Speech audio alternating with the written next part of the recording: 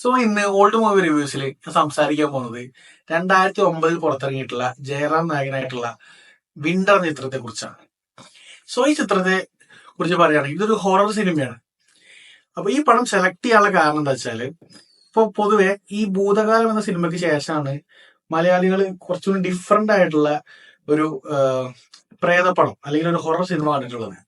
അതിനു മുമ്പൊക്കെ സാധാരണ ഉണ്ടാവുന്ന അപ്രോച്ച് എന്താന്ന് വെച്ചാല്, ഒരു ഭംഗിയുള്ള ഒരു ആക്ട്രസിനെ കൊണ്ടുവന്നിട്ട് കുറെ നീണ്ട പല്ലും മറ്റൊക്കെ വെച്ചിട്ട് പേടിപ്പിക്കാൻ ശ്രമിക്കുക എന്നുള്ള കാര്യങ്ങളുണ്ടായിരുന്നു. അത് പലതും പല പടങ്ങളും ഗ്ലാമറസ് ആയി മാറലും അല്ലെങ്കിൽ പല പടവും ഇമ്പാക്റ്റുകളൊന്നും ഇല്ലാതെ വിജയിച്ചു പോയിട്ടുള്ള പടങ്ങളെ പണ്ടുണ്ടായിട്ടുള്ളൂ.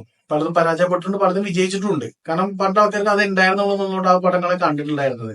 ഹൊറർ എന്ന് പറയുമ്പോൾ ആകാശഗംഗ അല്ലെങ്കിൽ മേഘസന്ദേശം എന്ന സിനിമയ്ക്കായിരുന്നു പണ്ടുണ്ടായിരുന്നത്. അപ്പോ അതിനൊക്കെ മുമ്പ്, ഭൂതകാലത്തിനൊക്കെ മുൻപ് മലയാളത്തിൽ ഒരു different kind of horror approach കൊണ്ടുവന്ന സിനിമയാണ് വിന്റർ. ബെസ്റ പോലത്തെ പടങ്ങളൊക്കെ ഉണ്ടെങ്കിൽ പോലും കുറച്ചും കൂടി ഒരു ഹൊററിന് വളരെ ഇമ്പോർട്ടൻസ് കൊടുത്ത പടം ശരിക്കും ഭൂതകാലമാണ്. അതിനൊക്കെ മുൻപ് ഒരു ഡിഫറെന്റ് അപ്രോച്ചാണ് ഈ വിന്റർ ചിത്രം കൊണ്ടുവന്നിട്ടുള്ളത്. സോ ഇത് ദീപു കരുണാകരനാണ് ഡയറക്ട് ചെയ്തിട്ടുള്ളത്. പുള്ളിക്കാരൻ തന്നെയാണ് ഇത് എഴുതിയിട്ടുള്ളത്. പുള്ളിക്കാരന്റെ മറ്റു ചിത്രങ്ങളൊക്കെ വെച്ച് നോക്കുമ്പോൾ പുള്ളിക്കാരനാണ് ഈ പടം എടുത്തതെന്ന് തോന്നിപ്പോകും. കാരണം മറ്റു ചിത്രങ്ങളിലെ ഒരു രീതികളല്ല, ശൈലിയോ കാര്യങ്ങളോ ഒന്നും ഈ ചിത്രത്തിലില്ല. ഈ ചിത്രം വളരെ ഡിഫറെന്റ് ആണ് പറയാം. കാരണം പുള്ളിക്കാരൻ എടുത്ത പടങ്ങളാണ് ഇപ്പൊ ഈ ഫയർമാന്, ക്രേസി ഗോപാലനൊക്കെ.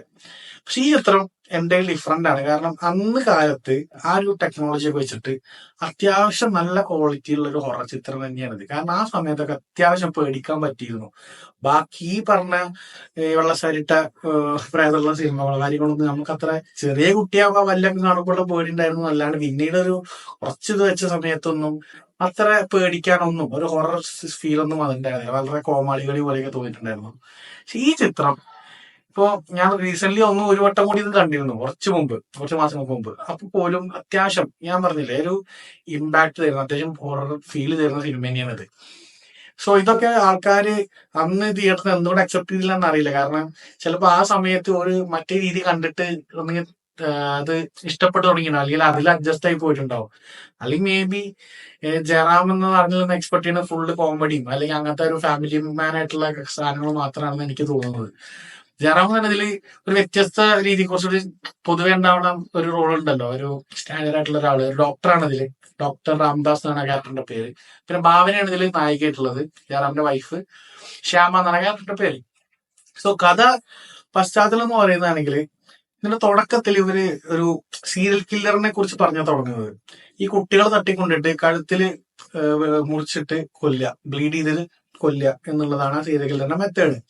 സോ അങ്ങനെ കുറെ കൊലപാതകങ്ങൾ ചെയിനായിട്ട് ഇപ്പൊ ഒരു 4 കൊലപാതകമായിട്ടാണ് തുടക്കത്തിൽ കാണിക്കുന്നത്. 4 കൊലപാതകമായി. അപ്പൊ ഈ കേസുകളൊക്കെ അറ്റൻഡ് ചെയ്യുന്ന ഡോക്ടറാണ് ശരിക്കും രാംദാസ് എന്ന് പറഞ്ഞ ജയറാമിന്റെ ക്യാരക്ടർ. സോ ആ സമയത്ത് ഈ ജയറാമിന്റെ മകളുണ്ട്, ചെറിയ കുട്ടി. ആ കുട്ടിക്ക് ചെറിയൊരു സിറ്റി ജീവിതവും കാര്യങ്ങളൊക്കെ ആയിട്ട് ചെറിയ ഡിപ്രഷൻ വന്നിട്ട് ഒരു ഗ്രാമത്തിൽ അല്ലെങ്കിൽ എവിടെയെങ്കിലൊക്കെ മാറി ഒരു നല്ല വിശാലമായ സ്ഥലത്ത് ഒരു വീടൊക്കെ എടുത്ത് കുറച്ചു കാലം ബ്രേക്ക് എടുത്ത് താമസിക്കാം എന്ന നിലയ്ക്ക് ഒരു വീട് എടുക്കുന്നതാണ് സിനിമയുടെ തുടക്കം. അങ്ങനെ ആ വീട് എടുത്തതിന് ശേഷം ആ വീടിന് ചുറ്റപ്പെട്ടുണ്ടാവണ കുറച്ച് ഹൊറർ സാധനങ്ങളാണ് ഈ സിനിമയിലുള്ളത്. അത് എടുത്ത രീതിയാണ് എനിക്ക് ഇഷ്ടപ്പെട്ടത്. കാരണം കുറെ രൂപങ്ങൾ കാണിച്ചതൊന്നും അല്ല ഇതിൽ സ്കേഴ്സ് വന്നിട്ടുള്ളത്. നമുക്ക് കുറച്ച് കുറച്ച് കുറച്ച് ഈ പറഞ്ഞ പോലെ പെട്ടെന്ന് ക്യാമറ ചെയ്തിട്ടുള്ള പലരും ചിലപ്പോൾ നിൽക്കുന്നതാവാം. ചിലപ്പോൾ ഇതിലൊരു സീനിൽ ഇപ്പോൾ ജയറാം തിരിച്ചു പെട്ടെന്ന് ടി ജി രവി ഫ്രണ്ടിലൊക്കെ ഉണ്ട്. ടി ജി രവി ഉണ്ട് ഇതില്, സ്റ്റാലിൻ എന്നാണ് ക്യാരക്ടറുടെ പേര്. പുള്ളിക്കാരൻ നിൽക്കുന്ന സീനൊക്കെ ചിലപ്പോൾ പെട്ടെന്ന് നമ്മൾ ഞെട്ടാം, ജംപ് സ്കേഴ്സ് തരാം. ചിലപ്പോൾ ആ അത്രയും കാലം മുന്നത്തെ പടമായതുകൊണ്ട് ചിലവർക്ക് ചിലപ്പോൾ ഇത് ആ ഒരു ടെക്നിക്കാലിറ്റി ഒന്നും ഇഷ്ടപ്പെട്ടോളന്നില്ല. എന്നാൽ പോലും ഒന്ന് കണ്ടു നോക്കുക നിങ്ങള്. ഇതൊരു സജഷനൊന്നും അല്ല, ഞാൻ റിവ്യൂ പോലെ എടുക്കുന്നതാണ്. പക്ഷെ ഇതൊക്കെ നമ്മള് വിട്ടുപോയിട്ടില്ല, അല്ലെങ്കിൽ തിയേറ്ററിൽ നിന്നൊക്കെ നഷ്ടപ്പെടുത്തി കളഞ്ഞിട്ടുള്ള സിനിമയാണ്. 2009 അന്ന് ഇതൊന്നും പരാജയപ്പെടാൻ പാടില്ലായിരുന്നു. കാരണം മലയാളത്തിൽ വ്യത്യസ്തമായ ഒരു ഹൊറർ അപ്രോച്ച് തന്ന സിനിമയാണ്. ഇതിനു മുൻപ് ഈ ഒരു രീതിക്ക് ഇത്രയും വൃത്തിക്ക് ഒരു ഹൊറർ ചിത്രം എടുത്തിട്ടുണ്ടോ എന്നുള്ളത് എനിക്കറിയില്ല. പക്ഷെ എന്റെ അഭിപ്രായത്തിൽ മലയാളത്തിൽ വ്യത്യസ്തമായ ഹൊറർ അപ്രോച്ച് കൊണ്ടുവന്ന സിനിമ ഫസ്റ്റ് വിന്റർ ആണ്. അതിനുശേഷം പിന്നെ എസ്രയാണ് ഒന്ന് ട്രൈ ചെയ്തിട്ടുണ്ടായിരുന്നത്.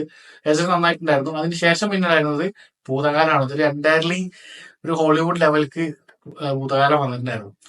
സോ ഈ ചിത്രം ഇപ്പൊ യൂട്യൂബിൽ അവൈലബിൾ ആണ്. നിങ്ങൾക്ക് അത്യാവശ്യം ക്വാളിറ്റി ഒക്കെ എൻഹാൻസ് ചെയ്തിട്ടുള്ള വീഡിയോ കിട്ടും സിനിമ. സോ അത് കണ്ടു നോക്കുക. സോ ഇപ്പോഴത്തെ ജനറേഷൻ ചിലപ്പോൾ കണ്ടിട്ടുണ്ടാവില്ല, പഴയ ജനറേഷന് പലരും കണ്ടിട്ടുണ്ടാവില്ല. പലരും ഇപ്പോൾ പല റീൽസിൽ ചിലപ്പോൾ ഇതിന്റെ കുറച്ച് ക്ലിപ്സോ കണ്ടിട്ടുണ്ടാവും. കാരണം റീൽസിൽ ഇപ്പോൾ ഈടായിട്ട് ചില റീൽസൊക്കെ കാണലുണ്ട് ഇതിന്റെ ചെറിയ ചെറിയ ഷോർട്സ് എടുത്തിട്ട് ചെയ്യുന്നത്. സോ പറ്റുമെന്ന് കണ്ടു നോക്കുക. എന്നിട്ട് നിങ്ങൾ അഭിപ്രായം താഴെ അറിയിക്കുക. സോ മറ്റൊരു വീഡിയോ കാണാം. നന്ദി.